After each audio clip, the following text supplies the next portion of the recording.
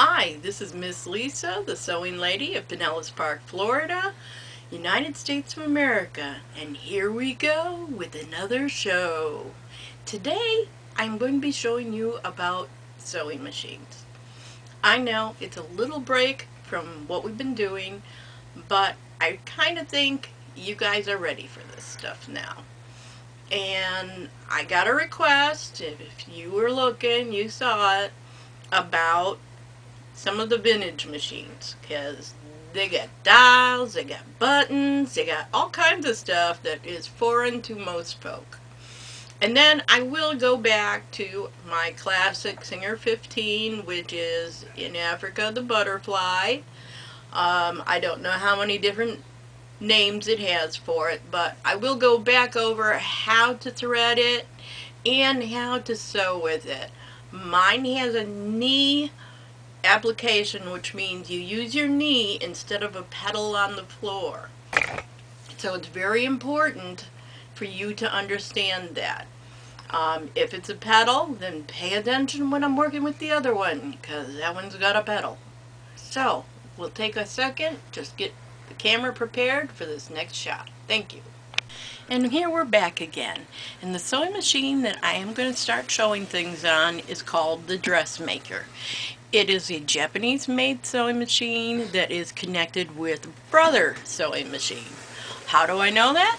Because I have several Brother-made sewing machines. They all have a similar port in the back, and they take the same cams. What else would tell you that? That's one of those important things. But my Dressmaker, its cam is a little different. It's not a Brother cam. I don't remember which one it is. Oh, it's an Elgin. And Elgin isn't related either, so go figure. I could be using the wrong ones all this time, but they work. So, we're going to have David look real close in here because this gets really funky. We have 3 little buttons down here. They all have to do with that ragged metal underneath your foot. That's called the feed dogs. Now the feed dogs is what helped your fabric move along. If you don't have feed dogs, it doesn't move. Now, interesting thing, this model has 3 buttons. The first one is the regular, where the feed dogs normally would be. The second one says it's for silk, and silk, being a thinner, lighter fabric, doesn't need so much digging from the dog. If the dog really bites into the fabric, it's going to ruin it. So that's why you have the silk setting. And then you have the last one that just says down. And what that means is the feed dog does not move the fabric anymore. It's too low for the fabric. And that means you have to move it yourself. That is something, if you do mending, quilting, that kind of thing, you might want to use that setting. But for the most part, people don't anymore. It's just the way things go as things get newer. This is the part that always messes people up. One says zigzag width, and the other one says zigzag lock. Well, what does that mean? I know, this is really kind of stupid. Because watch, I can turn this all the way up there, and it just falls right back down. But if I turn this one, look it turns, the little red bar goes up, boom, you've got a zigzag going there. And it shows you how small the zigzags are as you get bigger or smaller. And if you're in the 0, it's all straight stitching. This is the stitch selector. And I take that back, this is the stitch length selector. And it's very important. At some point, which I can't honestly say I know exactly when, they went to a different system. Now, when I was young, a while ago, this would show how many stitches to the inch each setting went. Now it's different. I think it might be millimeters, centimeters, I don't know. But I did learn at one time 4 is your standard, 3.5 actually. If you're a real fuss bucket like me, I do 2.5 because if that seam breaks, the whole fabric's gonna break. So that's one of those important things. Alright, this here is where you make a bobbin. Now remember, you have to make a bobbin to put in the bottom of your, and to put a bobbin in the bottom of your sewing machine here, down in here. You have to make a bobbin. And here's a bobbin like that. Alright, now I'm not going to show you the whole thing, but I think you'll get the idea. See, there's a little nick here, and when you push it way over, and if you keep turning that, you usually feel a little click. Did you hear that click? And then you make sure that piece goes all the way down. Now, if there wasn't thread on this, but there is, so we can kind of show you this, you're supposed to take it down and around here. Your thread comes up from your spool back there, and this particular one has to go through this hole in order for the thread to do its job. A lot of work. The newer ones aren't that hard, but you need to do that if you want to have a full bobbin. And the thing about full bobbins, you don't fill it to the rim. This is one time you do not. If it's a little lower than the rim, it's much better for your bobbin. It'll make sure that you don't have bunchy threads, bad stitches. So a little less is better. One of them times. Okay, now I'm going to take you through threading this machine and putting the bobbin in, which for some people, there's ways to remember everything, but it's one of those that you'll do it about 100 times before this becomes something you can do in the dark. And what you want to do is, this is the inside of your bobbin case. This is the bobbin case. That's the piece that comes out from underneath. Here is your bobbin. Nice full bobbin. And see, when I hold the bobbin up to here, that thread is hanging off on the right hand side. Always want it to be right hand side for these kind of sewing machines. When we get to the Singer, it'll be different. Okay, so what you do is you push this into the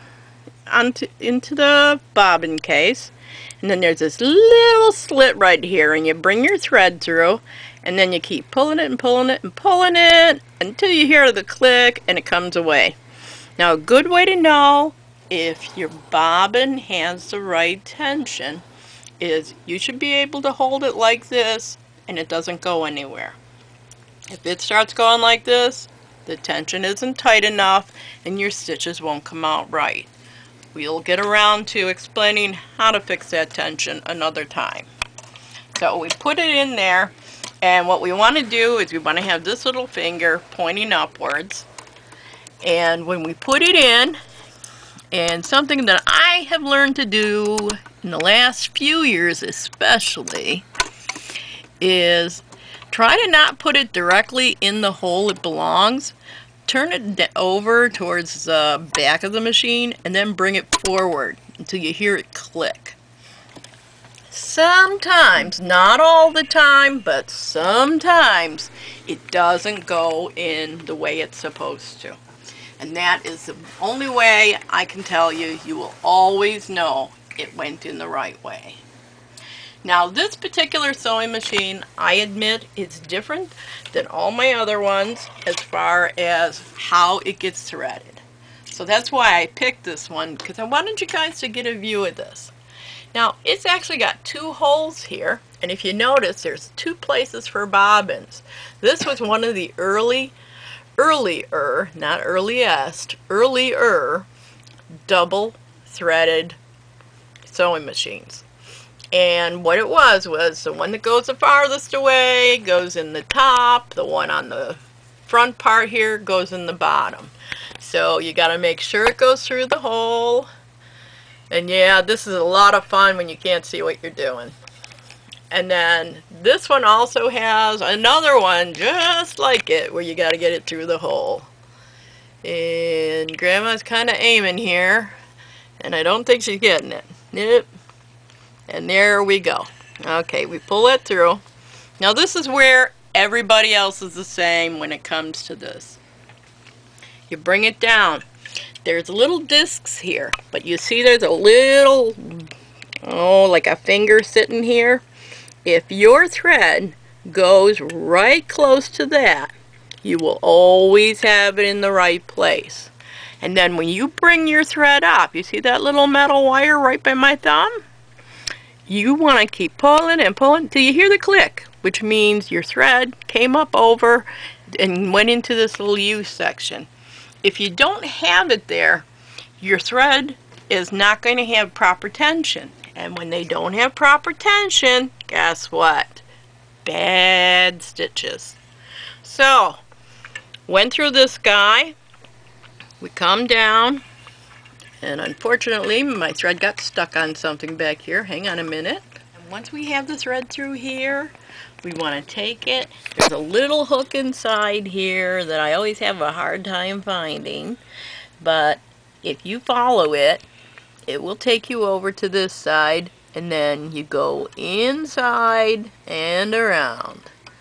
And you make sure that it stays hooked into there. That's part of your tension as well. And then the fun, threading the needle. Now, if you can't see what you're doing, believe me, it is a chore. But even as blind as I am, I seem to find it every time. Now, when we did our bobbin, we left this really long thread there. Why?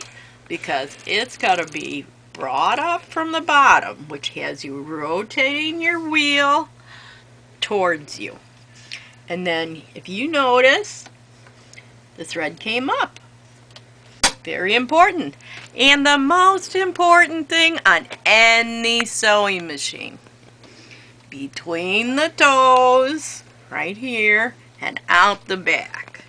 Leave a long thread. It's not a bad thing. If you're doing really small work, hang on to it when you first start sewing, like this. Yes, big piece of fabric to show everything. Alright, I put the foot down. That's what that lever back there is for. And I wrap this around my finger just to have a good grip. Now, I'm using the foot pedal, not the knee pedal. So, I'll show you the pedal in a minute. And it would help if we had pressed the right button earlier, and we didn't. So, when we do this, and it pulls it along, we don't run into any problems.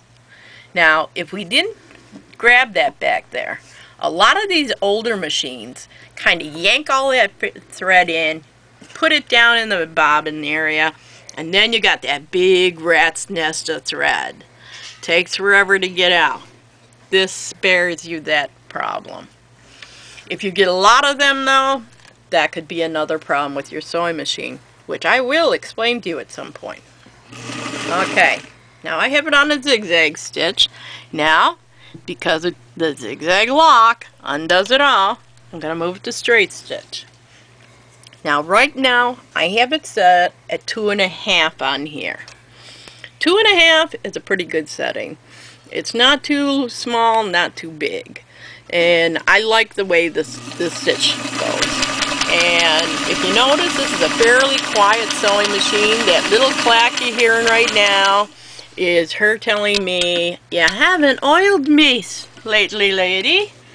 And that's what we'll be doing tomorrow morning or tonight before I go to bed. Who knows? You know, depends on how tired I am.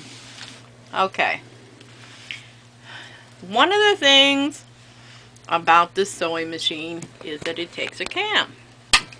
And the cam has this little door, and when you look inside, there's a little round spot there and you can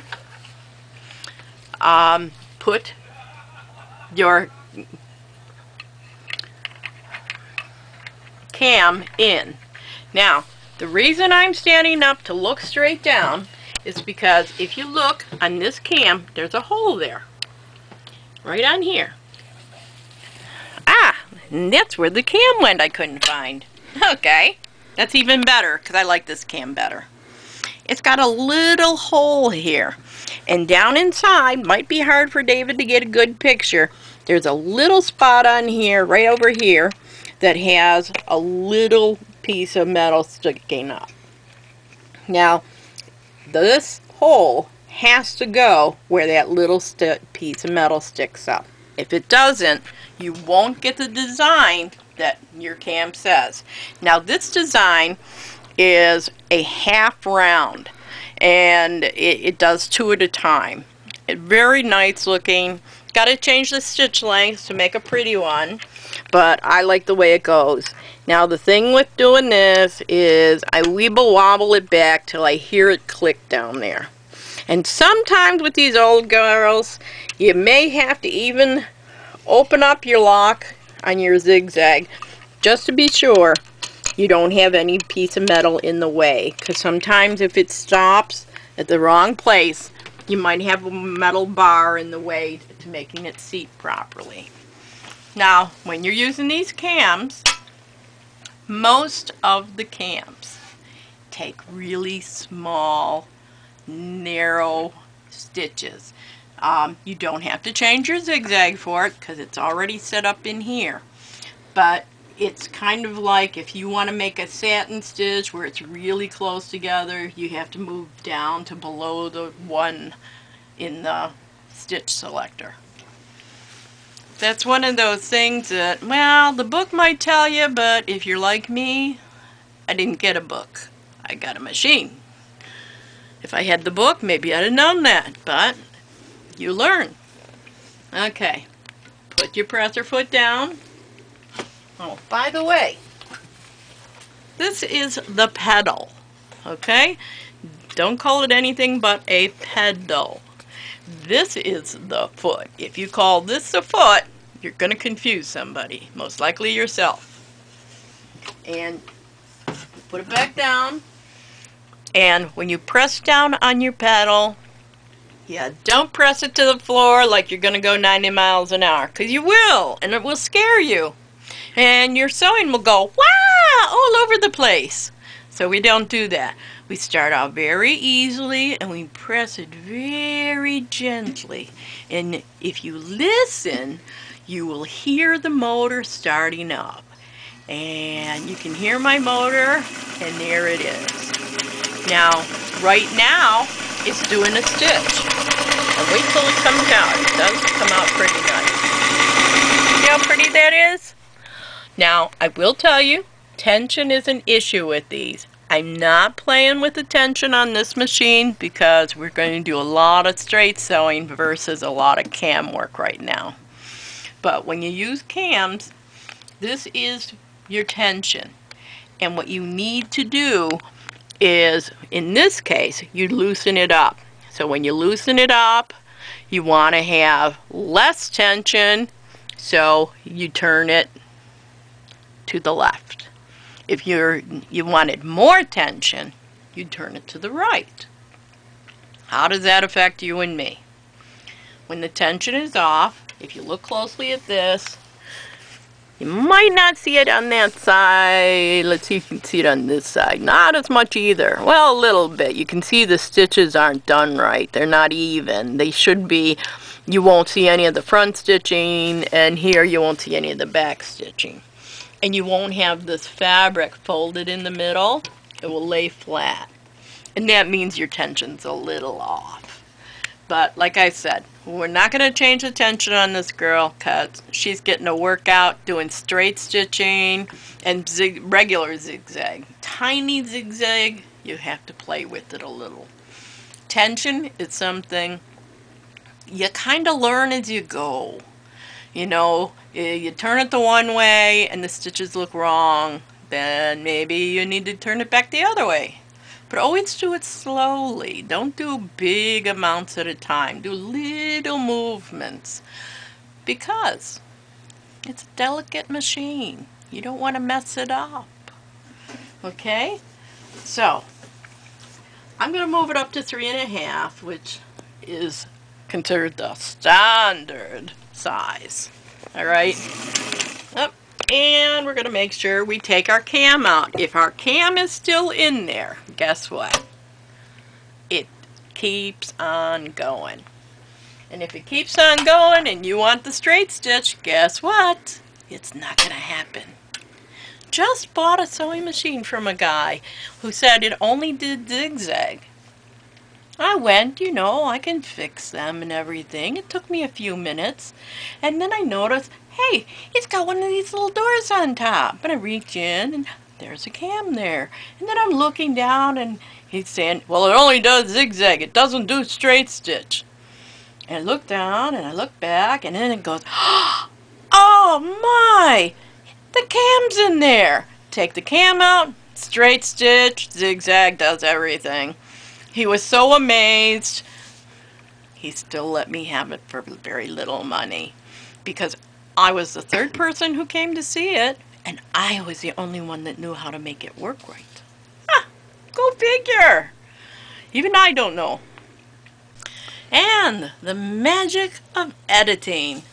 Ah, a different sewing machine. But I think some of you might remember her from one of my very first shows. And this is the Singer 15 model. There's many numbers, different ones, but this is a 15. I think it's a 91. And it's very simple sewing machine. It does straight stitching and it's got reverse. Really important. Thing is the bobbin is different than the other one. So, where before we did it the other way, this one, Singer's got to be different. It's got to hang down the left. Okay? And then, you make sure you put it in. And if you put it in right, it'll slide right into that little V. And then you bring it way over and under. And it's in this tiny little hole over on this side. Hard to see underneath this long thing. But when it's in there right, you're so right. Alright, again, we put it in down below. We don't make our little finger here point straight up. We put it off to the side a little bit, and then we let it move over, and then we listen for that click. When it clicks, it fits. Then, we want to put the thread down through the hook, and then it goes back here in front of that little tab there. It goes right in front of there. And it comes straight up.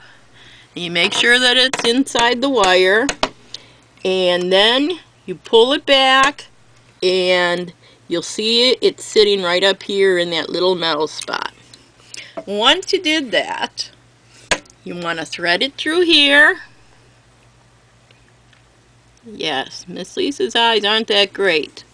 So sometimes it takes her a minute to find it. Then there's a little hook right there. And then the smallest little hook right down here.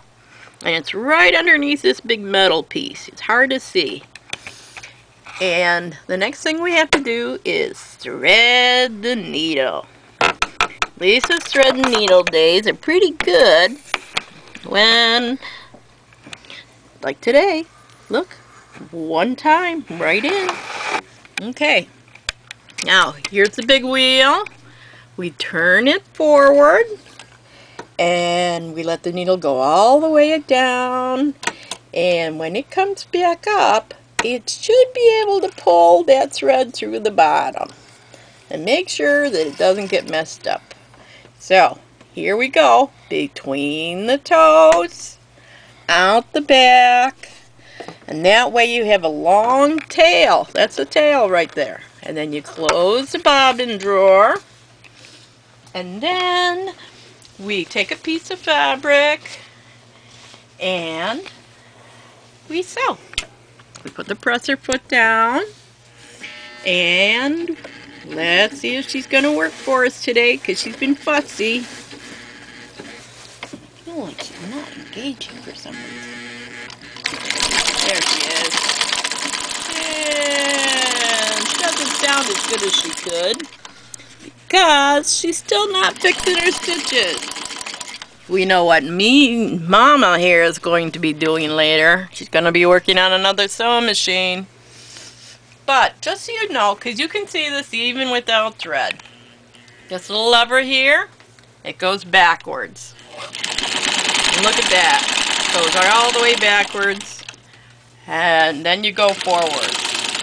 Now, when you first begin a row, you always want to come forward 2, 3, 4 stitches. It doesn't matter how many, but you want to go back to the edge in reverse, and then you push your button back down to go forward, and you sew forward down your seam. And then when you get to the very end of your seam, you go forward, and you do that, and then you reverse, then you come forward. And when you do that, what it does is it locks your seam. Something you really want it to do so everything doesn't come apart when you're trying to sew it together. I know, it sounds strange, but I think you'll know what I mean. But that's all there is to really running this machine. Sewing on it is easy. The bigger thing is if you have this version and you gotta use the knee, when she's working, she's wonderful. And with the knee, you can do a very slow stitch or a fast stitch. Where the pedal, sometimes you can't go quite as slow, and when you're first starting, it might scare you a little bit. But don't let it scare you. Just remember, see where the foot is here? Consider that the zone of do not put your finger in. If you don't stick your finger there, a needle will not go through your finger. So, this is like the area of nobody's finger goes there. As long as you follow that rule, you will not get a needle through your finger. If you did not listen to what I said, and it happens once, you'll never forget what I said. Don't let your fingers go inside. Keep them outside the edge of the foot, and you'll be safe. And so this is all I can show you for today. My time is up. I want you to like, subscribe, which is for free, and hit the notification bell. That way you'll know as soon as a new video is up. And I want you to always remember, what was freely given to me, I freely give to the world. Thank you.